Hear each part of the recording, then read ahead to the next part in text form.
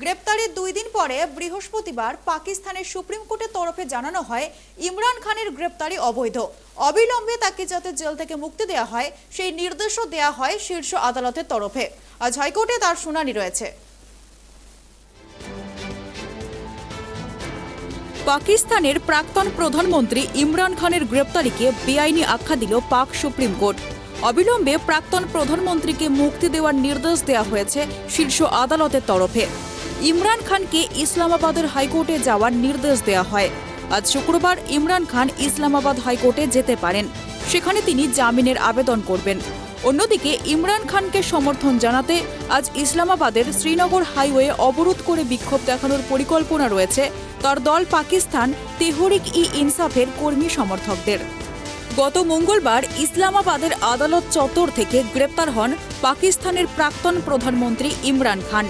PTI প্রধানের গ্রেপ্তারি নিয়ে প্রশ্ন উঠলে সেই দিন ইসলামাবাদ হাইকোর্টের তরফে ইমরানের গ্রেপ্তারিকে বৈধ বলেই আখ্যা দেওয়া হয়।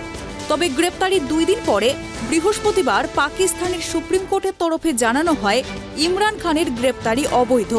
অবিলম্বে যাতে তাকে জেল থেকে মুক্তি দেওয়া হয় সেই নির্দেশও দেওয়া হয় শীর্ষ আদালতের তরফে। আল-কাদির ট্রাস্ট দুর্নীতি মামলায় বেআইনি আর্থিক লেনদেনের অভিযোগে গ্রেপ্তার করা হয়েছিল ইমরান খানকে। ওই মামলায় তাকে ইসলামাবাদ হাইকোর্টে যাওয়ার নির্দেশও দেওয়া হয়। এদিকে ইমরান খানের গ্রেপ্তারের প্রতিবাদে অশান্তির আগুন ছড়িয়েছে গোটা পাকিস্তান জুড়ে। ইসলামাবাদ, লাহোর, রাওয়ালপিন্ডি সহ একাধিক শহরে বিক্ষোভকারীদের সঙ্গে পুলিশ ও সেনার সংঘর্ষ হয়। সরকারি অফিস ভাঙচুর, আগুন লাগানোর মতো ঘটনা ঘটে জায়গায় জায়গায়।